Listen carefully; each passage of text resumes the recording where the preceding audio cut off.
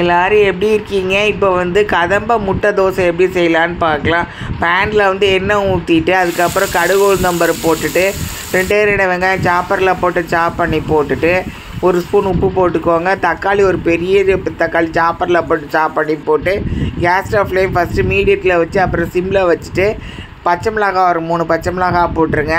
அதுக்கப்புறம் அந்த மாவு தோசை மாவில் வந்து இந்த எல்லாம் கலந்துருங்க. முட்டை ஒன்று சேர்த்து முட்டையும் வதக்கிட்டு அதையும் சேர்த்து தோசை மாவில் கலந்துருங்க. இது விருதுநகர் ஆச்சி சமையல் தமிழ். இது சப்ஸ்கிரைப் பண்ணுங்கள், லைக்ஸ் கொடுங்க, ஷேர் கொடுங்க, அந்த பெல் பட்டனை அமுக்கிடுங்க. இப்போ வந்து மாவை எடுத்து தோசைக்கல் சூடானதுக்கப்புறம் அதில் போட்டுட்டு கேஸ் ஸ்டவ் ஃப்ளேம் வந்து ஃபஸ்ட்டு ஃபுல்லாக வச்சுட்டு அதுக்கப்புறம் சிம்மில் வச்சுட்டு அதுக்கப்புறம் ஒரு பக்கம் வெந்ததுக்கப்புறம் அடுத்த பக்கம் திருப்பி போடுங்க. எண்ணெய் வந்து ஃபஸ்ட்டு நல்லா குளிராக ஊற்றிடுங்க. அதுக்கப்புறம் 2 பக்கம் திருப்பி போட்டோடனே அதை வந்து எடுத்து தனியாக வச்சுட்டு மஷ்ரூம் கிரேவியோடு சாப்பிடுங்க, நல்லாயிருக்கும். எல்லோரும் எப்படி இருக்கீங்க? இப்போ வந்து காளான் கிரேவிஸ் எப்படி செய்யலான்னு பார்க்கலாம். அதுக்கு தேங்காய் அந்த அளவுக்கு எடுத்துக்கோங்க. 2 வெங்காயம், கரம் மசாலா எல்லாத்தையும் எடுத்துக்கோங்க. தனியாக ஒரு 2 டீஸ்பூன் எடுத்துக்கோங்க. மிளகு வந்து ஒரு 3 டீஸ்பூன் எடுத்துக்கோங்க.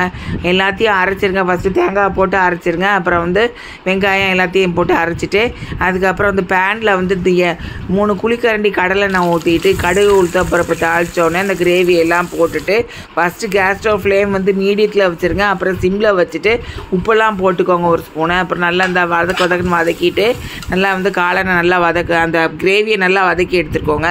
காளானை வந்து பெரிய பெரிய துண்டாக வெட்டி எடுத்துக்கோங்க. கிரேவி வந்து இந்தளவுக்கு பக்குவம் அந்த பதம் வர்ற அளவுக்கு வதக்கிடுங்க. இது விருதுநகர் ஆச்சி சமையல் தமிழ். இது சப்ஸ்கிரைப் பண்ணுங்கள், லைக் கொடுங்க, ஷேர் கொடுங்க, அந்த பெல் பட்டனை வந்து அமுக்கிடுங்க. நல்லா அந்த மாதிரி வதக்கி ஒரு 10-15 நிமிஷம் சிம்மில் வச்சு வதக்கிட்டு ஆஃப் பண்ணுங்க.